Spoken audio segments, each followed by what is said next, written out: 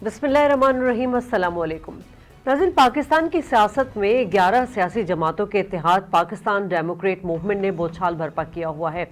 पहला जलसा 16 अक्टूबर को गुजरावाला में हुआ, जबकि दूसरा पावर शो पीटीआई के गढ़ कराची में हुआ, जहां से उनके 14 वफाकी वज़रा मुंतखब हुए। पहला जलसा, जिसमें मियां नवाज शरीफ ने इदारों और किरदारों के दरमियान एक लकीर खींचते हुए सिक्योरिटी इस्टेब्लिशमेंट पर शदीद तनकीद करते हुए कहा कि उन्हें वजीर आजम के ओहदे से हटाने और इमरान खान को इख्तदार में लाने का इल्ज़ाम था, जिसके रद्द अमल में वजीर आजम इमरान खान ने कहा कि वो फौज अदलिया के खिलाफ इंतशार फैलाने की सारी गेम समझते हैं। साथ ही उन्होंने एक नए इमरान खान के तौर पर सामने आने का इंदिया देते हुए कहा था कि अब वो किसी के साथ रियायत नहीं करेंगे। गुज़िश्ता रोज होने वाले जलसे में मौजूद हुजूम के बारे में नाक़दीन अंदाजा लगा रहे हैं कि ये गुजरावाला से बड़ा जलसा था और हुकूमत मुखालफिन का इतनी बड़ी तादाद में इकट्ठा होना पीटीआई के लिए लम्हा फ़िक्रिया है। मगर सवाल यहाँ ये कि 3-3.5 करोड़ की आबादी वाला इस शहर में, जहाँ पढ़ा लिखा और कारोबारी तबका मौजूद है, जलसे में 50,000 या उससे ज़्यादा अफराद की मौजूदगी, जिसमें सियासी जमात के कारकुनान शामिल थे, ये जाहिर करती है कि अब हुकूमत का धड़न तख्ता होने का वक्त आ रहा है। और इससे ज़्यादा अहम सवाल ये है नाज़रीन कि क्या इन सियासी जमातों का इत्तेहाद अवाम के मसाइल ही के लिए है? क्या कल कराची के जलसे में एक आम आदमी शामिल था? क्या अवाम की नज़र में क्या अहम है, बयानिया या महंगाई? इसी पर बात करेंगे आज के शो में।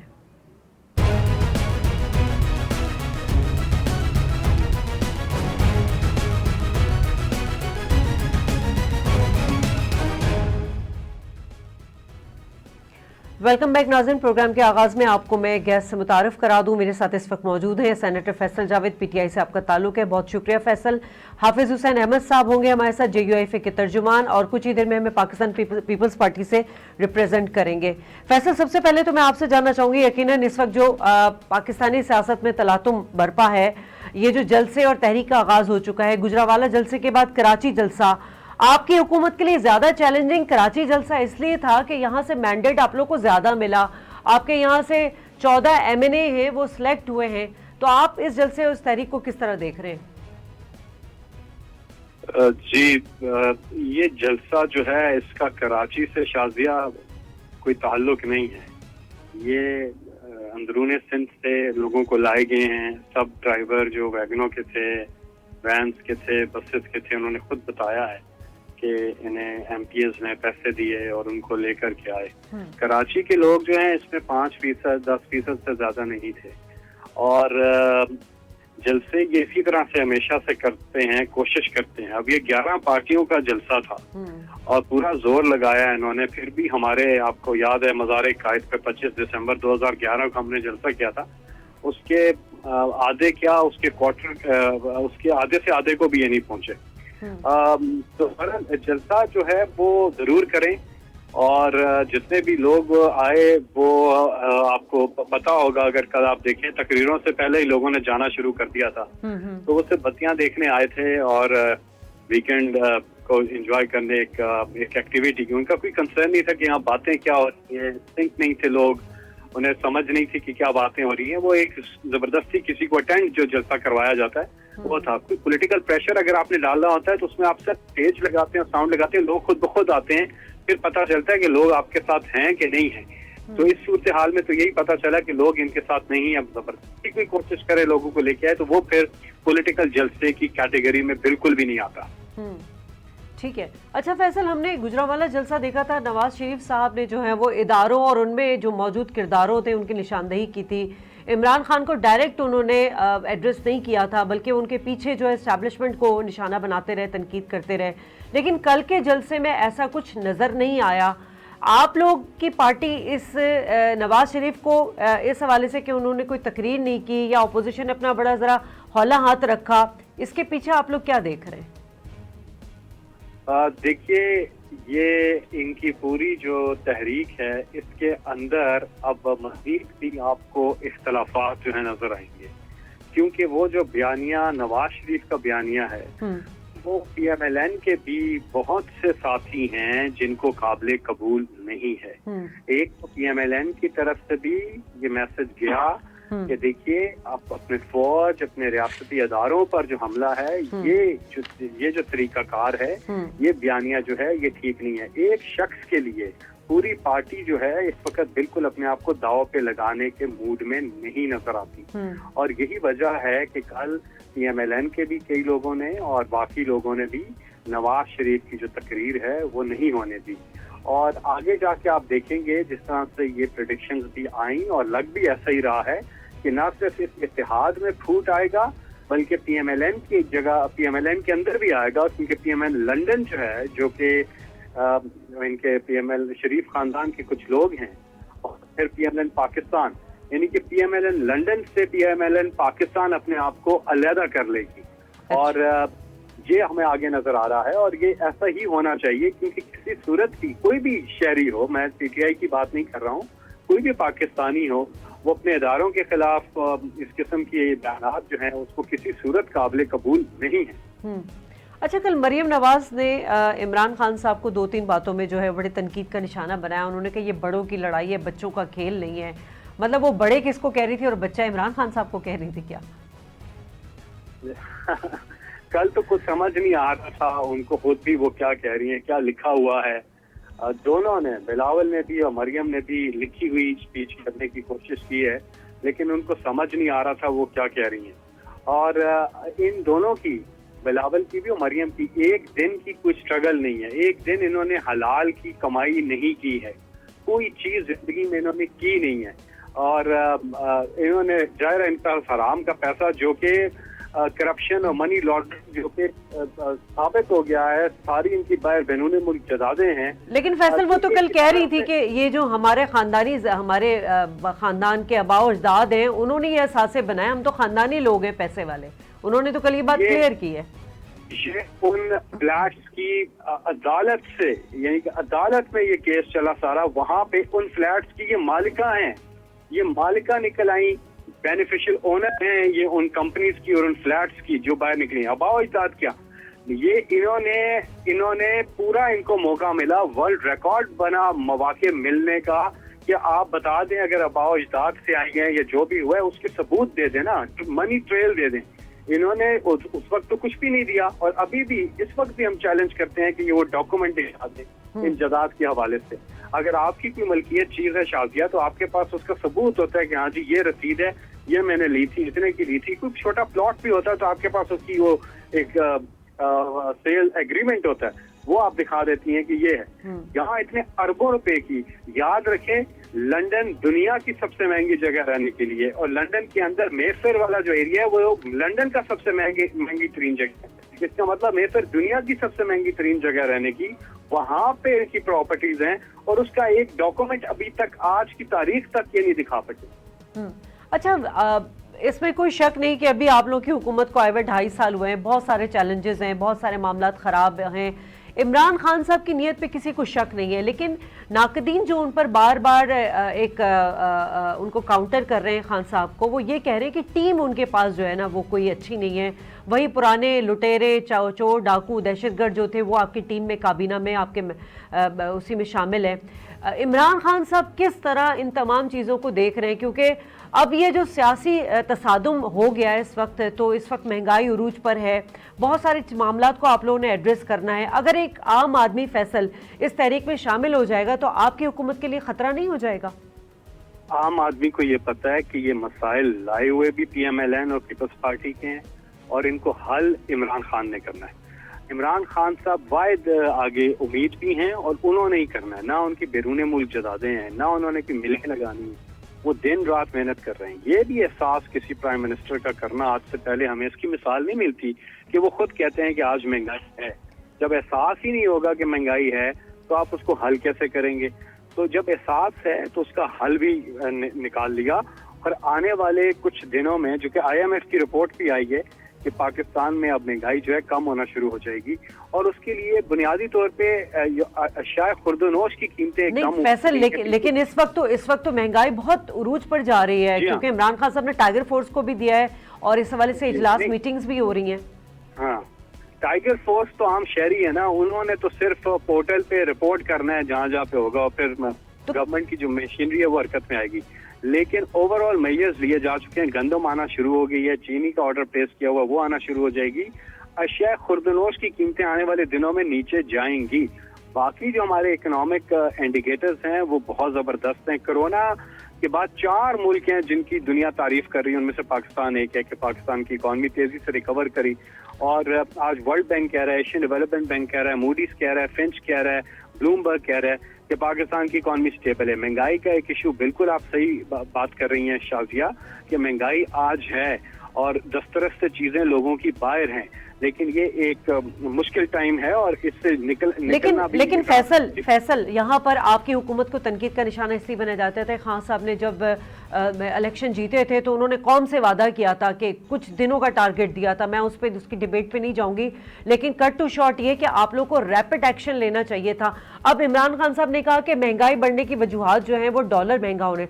डॉलर तो अभी पिछले हफ्ते कुछ दिनों से डॉलर सस्ता हुआ है, लेकिन उसका इम्पैक्ट एक आम आदमी पे नहीं पड़ रहा है। आप लोग को ऐसी स्ट्रैटेजी बनानी चाहिए जिससे आम आदमी फौरी तौर पे जो बेनिफिशियरी हो, वो चीज नहीं हो पा रही है। देखिए, इस हुकूमत का पूरा फोकस ही आम आदमी है। अगर हम आप हमारा एहसास प्रोग्राम देखें और इलाज की सहूलतों के हवाले से अगर आप मैयज देखें कि पूरे खैबर पख्तूनख्वा में चाहे वो अमीर है या गरीब है, उसके पास 10 लाख रुपया सालाना उसको इलाज के लिए गवर्नमेंट देगी।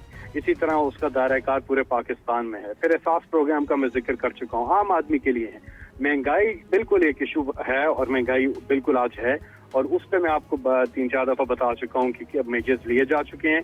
आने वाले कुछ दिनों में महंगाई भी नीचे जाएगी। एक बात मैं आपको बताऊँ, इमरान खान साहब पे तनकीद तो बहुत होती है, और ये 2 साल का मुकाबला आपको 30 साल से बिल्कुल भी नहीं कर सकते हैं, जिन्होंने अपनी जेबें तो भरी हैं लेकिन मुल्क के लिए कुछ नहीं किया। लेकिन इमरान खान साहब ने जिंदगी में जो कहा है वो करके दिखाया है, और इंशाल्लाह ये हालात बेहतर होंगे और महंगाई वाली चीज जो है वो कम होगी।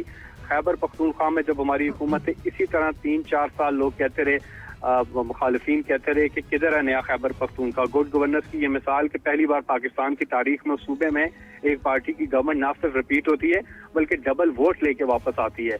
यहाँ पे भी आप देखेंगे कि आहिस्ता आहिस्ता चीजें जो है, आवे का आवा ही बिगड़ा हुआ था शाजिया। पूरा निजाम जो था उसके अंदर हर इदारा जो है वो इन्होंने यरगमाल बनाया हुआ था। लेकिन फैसल 2.5 साल में जो हमें क्विक रिस्पांस मिलना चाहिए था, जैसे इमरान खान साहब पुलिस को पॉलिटिसाइज होने की बात करते थे, वो पुलिस में रिफॉर्म्स में नहीं लेकर आ सके। आप देखें इलेक्शन कमीशन का स्ट्रक्चर और टैक्स इंफ्रास्ट्रक्चर वो वैसे का वैसे ही है। अच्छा, दूसरी आम बात जो है वो आपने केपी की जो की है, तो वहाँ पे देखिए ना, आप लोग ने मेट्रो मंसूबे को इतनी तनकीद का निशाना बनाया। बीआरटी आप लोग के लिए, आप लोग के गले में जो है वो कहते हैं हड्डी की तरह फंस गया। 120 अरब में वो बीआरटी किसी तरह कंप्लीट हो भी गया तो बसों में आग लग गई।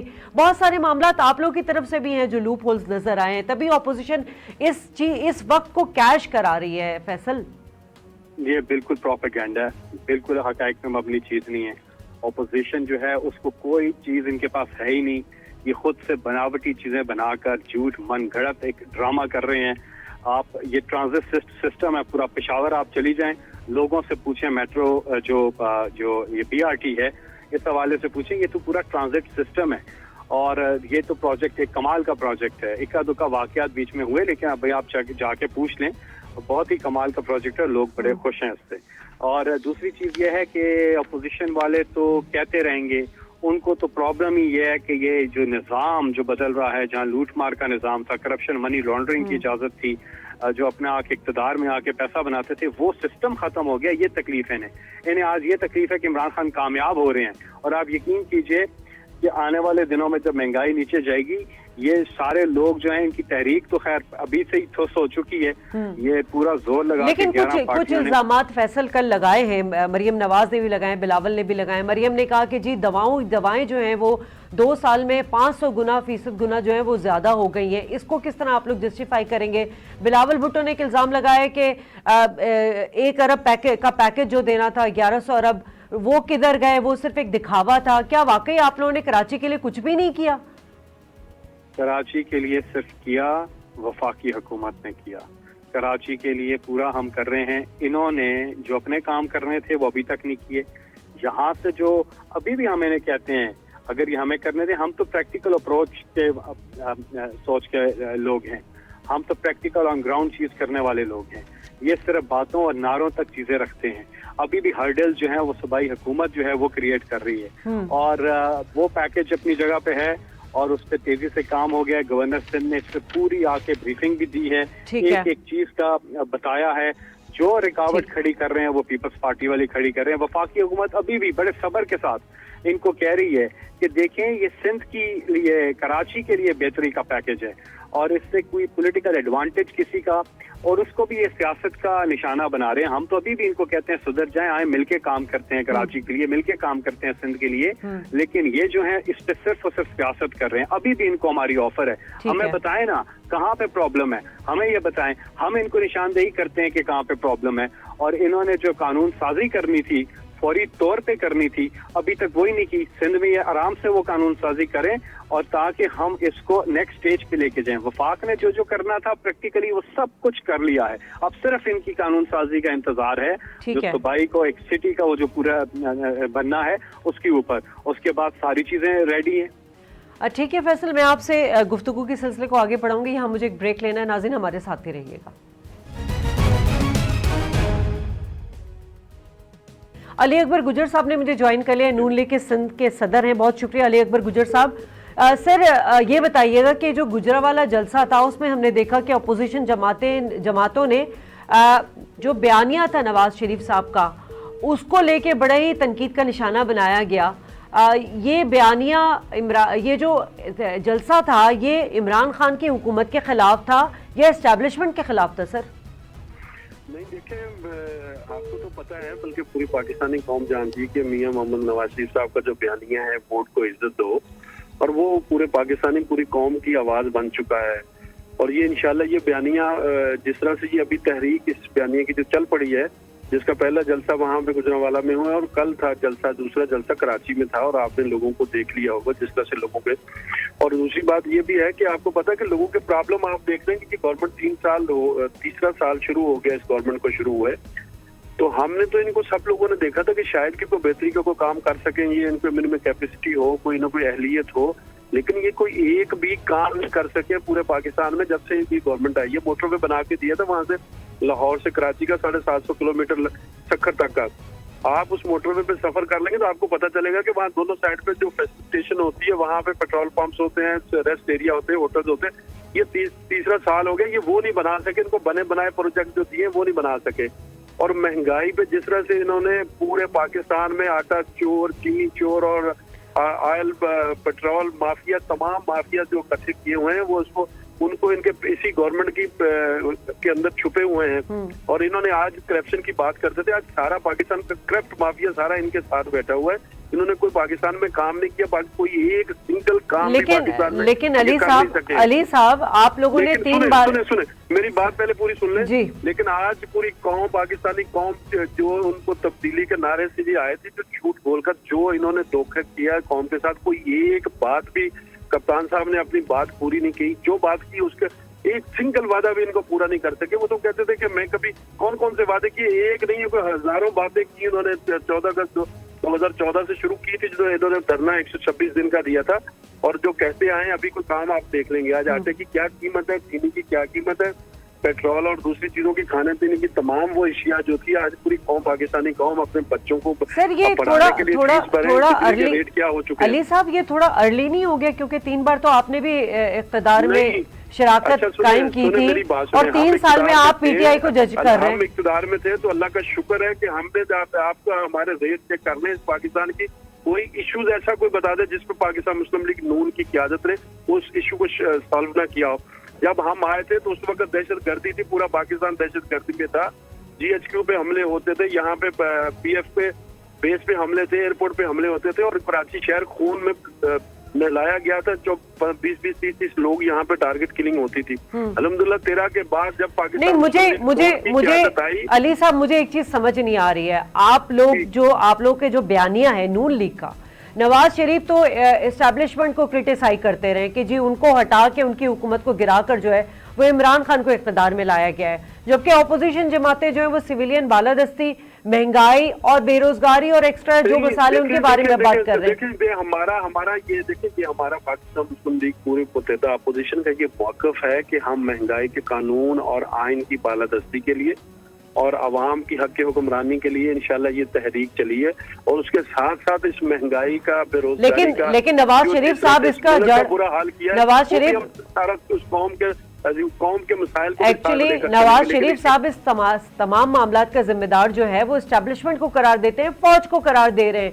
आप लोग जो है तहरीक चला रहे हैं इमरान खान की हुकूमत के खिलाफ।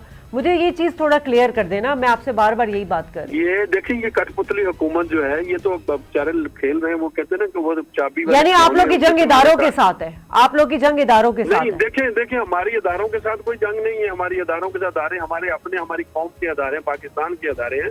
लेकिन जो भी अदारा है, जो भी है, जो कोई भी कानून और आइन से बालातर होगा तो वो उनको अपने कानून और आइन के मुताबिक, अपने कॉन्स्टिट्यूशन के मुताबिक अपने अपने काम सारे अंजाम देने होंगे।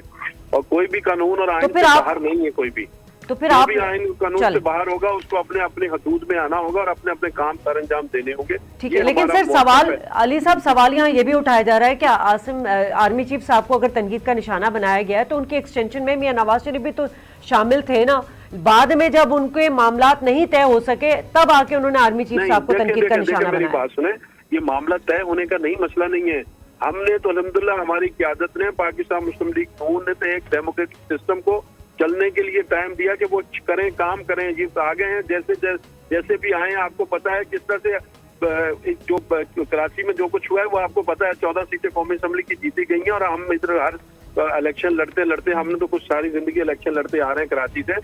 लेकिन जिस तरह से इन्होंने जो कुछ किया गया है वो सारी कौम को पता है, जिस तरह से धांधली हुई है और जिस तरह से रिजल्ट चेंज किए गए। कल मरियम नवाज ने, लेकिन इन्होंने अपना टाइम, अपनी परफॉर्मेंस तो नहीं दिखा दी कौम को। नहीं, कल कौम को तो उन्होंने बेकारी बना दिया है। लोगों को अपने घरों से मेरी भी सुनने सर, अपने बच्चों को खुदकुशियां कर रहे हैं। लेकिन कल मरियम नवाज साहिबा जो है वो बार बार इमरान खान को तनकीद बना रही थी, वो कराची के अवामी मसाइल के ऊपर बात नहीं कर रही थी उस तरह से। नहीं, देखिए सुने मेरी बात, मरियम नवाज साहिबा ने तनकीद का निशाना उनको हमने बनाना था ना। देखिए अभी ये रहमतुल्लाह का उनके मजार पे हम गए थे तो वहां से इन्होंने क्या FIR कटवाई है।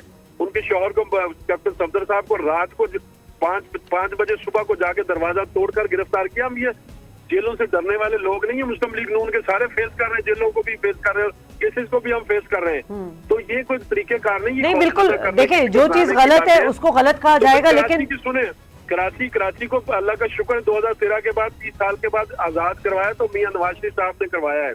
इस शहर के अंदर आपको पता है, देखिए हमने मोटरवे, कराची हैदराबाद मोटरवे हमने बना के दिया है। और K4 का पानी का बड़ा मंसूबा 25 अरब रुपए का मुस्लिम लीग नून ने दिया है। और अगर वहां पे आप लियारी एक्सप्रेस वे बंद पड़ा हुआ था 18 साल से, वो मुस्लिम लीग नून ने बनवाया। और 3 पावर प्रोजेक्ट हमने कराची को दिया, जिसमें K4 कैनब 1 के साथ कैनब 2 और कैनब 3 हमने दिया अल्हम्दुलिल्लाह। और फिर तीसरा बिन कासम पे हमने 1320 मेगावाट का हमने लगाया है वहां पे। और इनसे पूछे, इनसे तीसरा साल गुजर गया। ठीक है ताज हैदर साहब, ठीक है अली साहब आप मेरे साथ टेलीफोन लाइन पर ही रहिए। ताज हैदर साहब ने मुझे ज्वाइन कर लिया, थैंक यू ताज हैदर साहब। सर ये फरमाइएगा, अब ये जो हम, क्योंकि हम करंट जो पॉलिटिकल सिचुएशन है उस पर बात कर रहे हैं, 2 तो आप लोगों ने जलसे हो गए, कल का जलसा बड़ा कामयाब इस हवाले से रहा कि बड़े लोग वहाँ पर आए। लेकिन सर आप लोगों ने क्या वाकई अवामी मसाइल को एड्रेस किया? और जो बिलावल साहब ने कहा कि जी जो पैकेज मिल रहे थे कराची के वो भी एक धोखा था और बहुत सारी चीज़ों पे उन्होंने बात की, तो आपको लगता है कि आप लोग की जो तहरीक है वो सही सिमत में जा रही है? प्रेशर पड़ रहा है वहाँ हुकूमत पर? देखिए जो असल मसला है वो ये है, और हमें बहस नहीं करनी जी। आप कहते हैं 2000 आदमी आए थे, हम कहेंगे ठीक है 2000 आदमी आए थे, वो कोई ऐसी बात नहीं है। लेकिन बात यह है कि लोगों में बड़े पैमाने पे गम गुस्सा है और लोगों की परेशानियां हैं तमाम, और ये सिचुएशन जो है ये काफी खतरनाक सिचुएशन। तो उसमें इस गम गुस्से को, तमाम जो बेचैनी है, इसको सियासी अमल में किस तरीके से तब्दील किया जाए और मुनज़्ज़म सियासी अमल में किस तरीके से तब्दील किया जाए, यानी हमारे सही आइडियाज हो और हमारा सही पॉलिटिकल एक्शन हो, ये हमारा चैलेंज है। क्योंकि अगर नहीं किया तो फिर ये इंतशार की तरफ जाएगा मामला, और इंतशार की तरफ अगर जाएगा तो उसमें जो मुनज़्ज़म गिरोह है दहशतगर्द वो आगे आए। ये हमारे सामने एक चैलेंज है और इसके लिए हम आवाम को मोबिलाइज कर रहे हैं। ठीक है। और वो 2000 हो या 1000 हो या जितने भी हो, इस पे आप करते रहें जितना भी लेकिन ये कि एक पूरा प्रोग्राम बनाना है कि भाई किस तरीके से, और इसकी असल वजह ये है जो जहाँ से ये शुरू हुआ वो ये कि इंतखाबात के अंदर बड़े पैमाने पे धांधली की गई। ठीक है। तो अगर लोगों का मैंडेट रेस्पेक्ट नहीं किया जाएगा तो फिर उसमें इसी किस्म के मसाइल पैदा होते हैं। The problem is the legitimacy of the government. ठीक है। और इसलिए क्योंकि जमहूरियत नहीं है, हाँ। इसलिए सर जोड़ के हम बैठ के हल नहीं निकाल सकते, और जमहूरियत अगर होगी तो सर जोड़ के बैठ के हल निकालेंगे। ठीक है। निकल ही आते हैं आज ठीक है। जब भी मशवरा होता है। अच्छा ताज हैदर साहब, यकीनन मैंने भी ये बात नहीं की कि कितने लोग थे या कितने लोग नहीं थे। अहम सवाल ये है कि इस इतने हुजूम में क्या वो आदमी था जो महंगाई से मुतासिर है, जो बेरोजगार है, जिसको जो लाकानूनियत का शिकार है? क्या कोई एक, क्योंकि पीटीआई तो इल्ज़ाम लगा रही कि ये सारे वो इंटीरियर सिंध से आप लोग बसें भर के लेकर आए थे और पैसे देकर, और वो आखिरी वक्त तक इसीलिए खड़े रहे। नहीं, मैं चेक में साइन करता हूँ। अच्छा। मैं और सलीम मांडी वाला करते हैं। अच्छा। तो मेरे ख्याल से मैंने तो अभी तक कोई, मतलब इस हुजूम में वो आदमी शामिल था जो महंगाई से मुतासिर है? अब भाई 90% ऐसे लोग हैं इस वक्त। मैंने तो आपसे कहा कि एक कौमी पैमाने पे ये मसाइल हैं और गम गुस्सा है और एहतजाज है, और इस सिचुएशन के अंदर बहुत सी पॉजिटिव पॉसिबिलिटीज भी निकलती हैं। ठीक है। इसमें बहुत सी आप मुस्बत चीजें भी कर सकते हैं।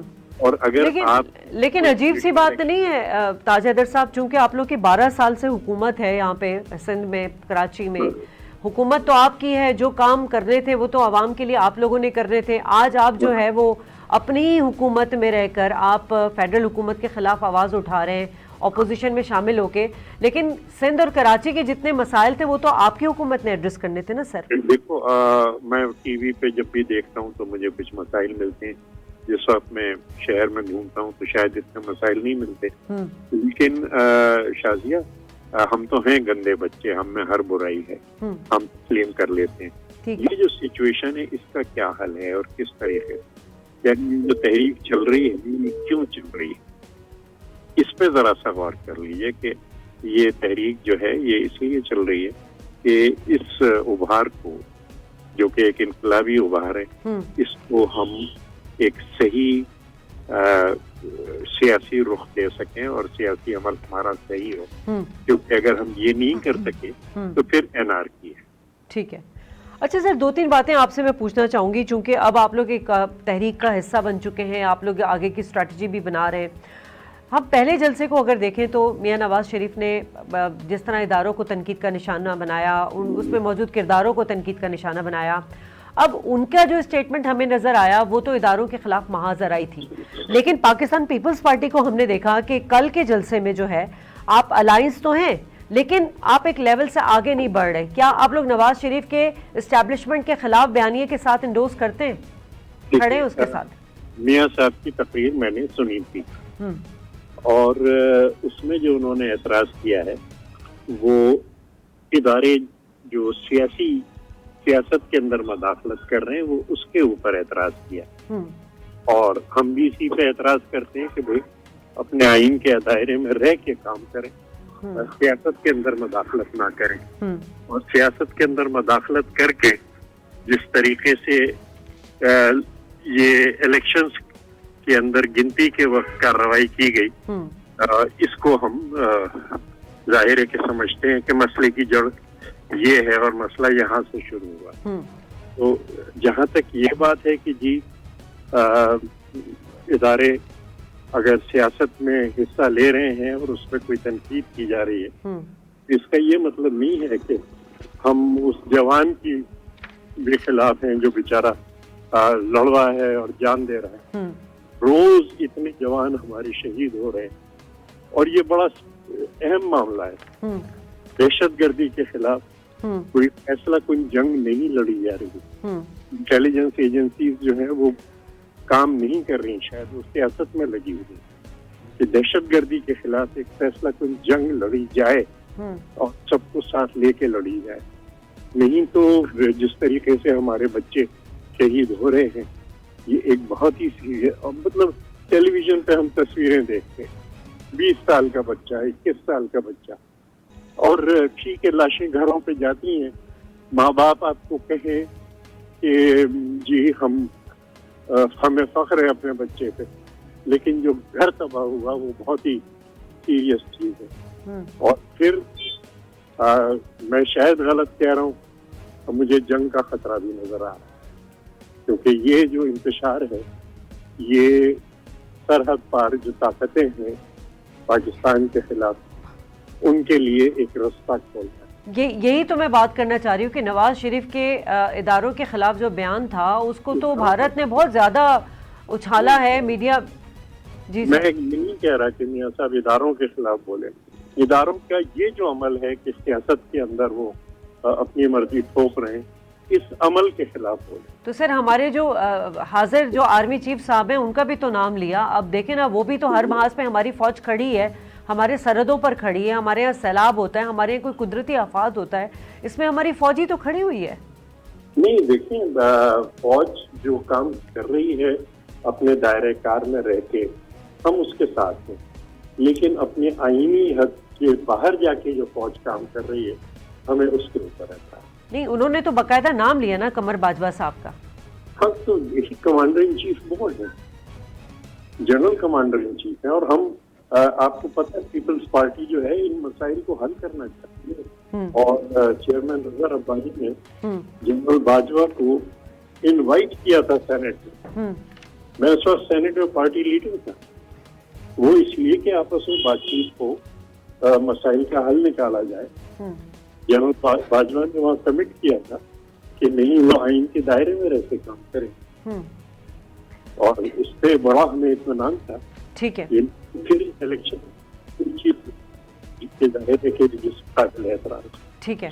मेरे साथ इस वक्त मतीन हैदर साहब मौजूद हैं, सीनियर सहाफ़ी हैं। बहुत शुक्रिया मतीन साहब। मतीन साहब, कल के जलसे को अगर हम एक पॉलिटिकल एक्टिविटी के तौर पे देखें तो मुझे ये बताइए कि इसमें विनर कौन रहा और बेनिफिशरी कौन रहा? जी, बहुत शुक्रिया पहले तो प्रोग्राम में लेने का। और आपने बड़ा मुश्किल सवाल कर दिया कि इसमें विनर कौन था और लूजर कौन था। मैं ये समझता हूँ कि पीडीएम का ये दूसरा पावर शो बिल्कुल कराची में ये हुआ, और इसमें बिल्कुल जो पीडीएम है, जो उनकी लीडरशिप है, उसका बिल्कुल राइट है कि वो अपनी पॉलिटिकल एक्टिविटीज करे, तमाम तर चीजें करे। लेकिन हम इसमें ना किसी को विनर समझेंगे ना लूजर समझेंगे, क्योंकि उसके साथ जो इंसिडेंट मज़ार कायद पे हो गया, उसने इस जलसे का तमाम तर इम्पैक्ट जो था वो उसको धो डाला, उसको जाया कर दिया। उस इंसिडेंट ने इस पीडीएम के जलसे के ऊपर एक बदनुमा दाग लगा दिया कि उनकी इंतहाई टॉप की लीडरशिप में से एक जो लीडर है, उन्होंने जो कुछ भी मज़ार कायद के ऊपर किया। दूसरी जो चीज है, जहां तक पॉलिटिकल एक्टिविटी, वो जो पीडीएम कर रही है, जो उससे पहले गुजरांवाला में किया और कराची में जो पावर शो किया, वो बिल्कुल उनका राइट है। और इस वक्त जो पाकिस्तान की माशी सूरत हाल है, खास तौर पर अवाम जो महंगाई में इस वक्त दबे में, तो जो इन दोनों जलसों में जो अवाम आई है, वो किसी हद तक पीडीएम के साथ भी थी, लेकिन बड़ी तादाद में वो हुकूमत के खिलाफ अपना जो गुस्सा है, अपना जो फ्रस्ट्रेशन है, वो निकालने के लिए आई, खास तौर पर गुजरांवाला के जलसे में। और यही पावर हमें कराची के जलसे में भी नजर आई। ये जो अवाम नहीं, आपको मतीन, आपको लगता है कि कराची के जलसे में एक आम आदमी जो मुतासिर है महंगाई से, वो भी शामिल था? जी बिल्कुल, ना सिर्फ कराची में शामिल थे, बल्कि बड़ी तादाद में गुजरांवाला में भी लोग शामिल थे, और वो हुकूमत के खिलाफ अपनी फ्रस्ट्रेशन, अपना जो गुस्सा है, अपनी जो नाराजगी है, वो जाहिर करने के लिए इन दोनों जलसों में मैं गुजरांवाला को भी शामिल करूंगा और कराची वाले जलसे को भी शामिल करूंगा। अगर पीडीएम इसी मोमेंटम के साथ आगे बढ़ती रही तो हुकूमत के ऊपर ये सख्त प्रेशर होगा। अगरचे के इन जलसों से हुकूमत के उलटने का कोई खतरा नहीं, ताहम खान की हुकूमत के लिए ये बहुत बड़ा पॉलिटिकल प्रेशर है। वो यकीनी तौर पर इस पर दबाव में जरूर रहेंगे। उन्हें अपनी जवाबी हिकमत अमली वजह करनी होगी, इकनॉमिक माशी सूरत हाल पे तवज्जो देना होगी, और खास तौर पर महंगाई को कंट्रोल करने के लिए जंगी बुनियादों पर इकदाम करने होंगे। अगर उन्होंने ये ना किया तो पाकिस्तान की करोड़ों की आवाम जो है वो पीडीएम की इन रैलीज में शरीक होकर हुकूमत के ऊपर अपने दबाव में इजाफा करवाएगी। ठीक है ताज हैदर साहब, यकीनन इस तरह के जलसे जुलूस जो हैं वो जमहूरियत का हुस्न होते हैं, आप लोगों का हक भी अपोजिशन पार्टियों का, लेकिन जो मेन मकसद है हुकूमत पर प्रेशर बिल्ड करना, आपको लगता है कि आप लोग किसी हद तक वो मूड, वो सिचुएशन बनाने में कामयाब हो गए और हुकूमत जो है अब अपनी गुड गवर्नेंस और बाकी मामलात को देखने पे संजीदगी का इजहार करेगी? अच्छा, ताज हैदर साहब से हमारा राब्ता मुनक़ता हो गया। मैं मतीन आपसे एक बात ये करना चाह रही हूँ कि कल जब हमने जब तमाम जो सियासी रहनुमा थे उनकी हमने जो तकरीर सुनी है, तो हमें वो मूड नज़र नहीं आया जो गुजरावाला जलसे में नवाज शरीफ साहब का था। उसकी क्या वजह है? कल अपोजिशन जमातें जो हैं बड़ा संभल के जो है वो स्पीच कर रही थी, गो कि उन्होंने इमरान खान साहब की हुकूमत को तनकीद का निशाना बनाया, लेकिन उस तरह का वो जोश और वलवला और वो तसादुम वाला लहजा नहीं था जो नवाज शरीफ ने अपनाया हुआ था।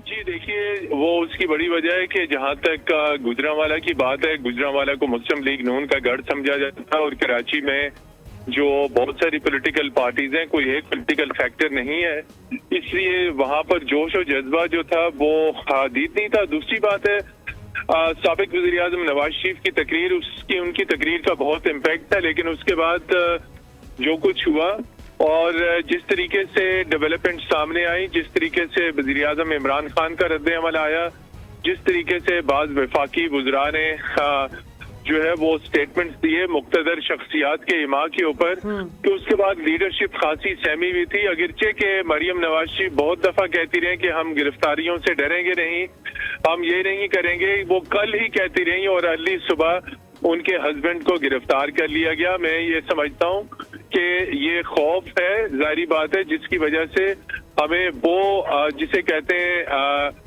वो पावर और वो तकरीरों में वो जिसे कहते हैं जोश और जज्बा जो गुजरांवाला में था वो यहाँ पे नजर नहीं आया, क्योंकि साबिक वज़ीर आज़म नवाज शरीफ की तकरीर अगरचे के टीवी चैनल्स पे नशर नहीं हुई, लेकिन अखबारात में रिपोर्ट हुई है, सोशल मीडिया में रिपोर्ट हुई है। उसके बाद मुल्क का मंजरनामा बदल गया, चूंकि उन्होंने लेकिन आम सवाल, एक आम आदमी इल्जामात लगाए, हर्जा सराई की, मतीन एक आम आदमी जो है के अंदर ही सही मुखालिफ आवाजें भी उठ रही हैं। लेकिन मतीन एक आम आदमी जो है वो ये सवाल कर रहा है कि पीडीएम तहरीक से एक आम आदमी तो बेनिफिशरी नहीं है। ये तो जिस तरह इमरान खान की हुकूमत इल्ज़ाम लगा रही है कि ये चोर अपनी करप्शन छुपाने के लिए मुत्तहिद हो गए हैं, यही वो लोग हैं सियासी जमातों में शामिल जो एक बार, दो बार, तीन बार बारियां ले चुके हैं। अब ये अवामी मसाइल पर जब इक़्तिदार से हटते हैं तो इनको अवामी मसाइल याद आ जाते हैं, इनकलाबी नारे याद आ जाते हैं, तो ये तो मुनाफकत को जमहूरियत के लिबादे में लपेट देते हैं इस तरह। जी बिल्कुल, अब आपने सही सेंसेबल सवाल किया और अगरचे कि आपके सवाल पहले भी अच्छे थे, लेकिन अगर इस नुक्ते के ऊपर हम बात करें तो बिल्कुल आपके इस पॉइंट से मैं इत्तफाक करूंगा कि 2 साल तक की अपोजिशन क्या करती रही। ये तमाम मुत्तहिदा अपोजिशन की पार्टीज जो आज इतना बड़ा अलायंस मिला है, 2 साल तक ये खामोश रहे। 2 साल के अंदर पाकिस्तान के जो मसाइल हैं क्या उनकी नजरों से ओझल रहे? तो बिल्कुल अभी वो अपनी करप्शन को छुपाने के लिए खास ओनली वन शॉर्टकट वर्ड अपने वेस्टेड इंटरेस्ट के लिए ये निकले हैं। अवाम का दर्द इनको कतन नहीं है। ठीक है, बहुत शुक्रिया मतीन साहब आपका। अपने तमाम मेहमानों को शुक्रिया अदा करना चाहूँगी। प्रोग्राम का वक्त ख़त्म हो रहा है, जाते जाते ये कहूँगी कि सियासत के सीने में दिल नहीं होता। जो कल हलीफ होते हैं वो हरीफ बन जाते हैं, जो हरीफ होते हैं वो हलीफ बन जाते हैं। लेकिन अहम बात यह है कि इन तमाम शामिल जो सियासी जमातें हैं इस तहरीक में, उनको अगर वो वाकई अवाम की मसाइल के लिए एक हुए हैं तो इससे अच्छी बात कोई नहीं हो सकती। लेकिन अगर वो अपने अपने ज़ाती मफादात के लिए एक हुए तो अवाम को फिर इन्ना लिल्लाहि व इन्ना इलैहि राजिऊन पढ़ लेना चाहिए। प्रोग्राम से इजाज़त दीजिए, अल्लाह ने के पान।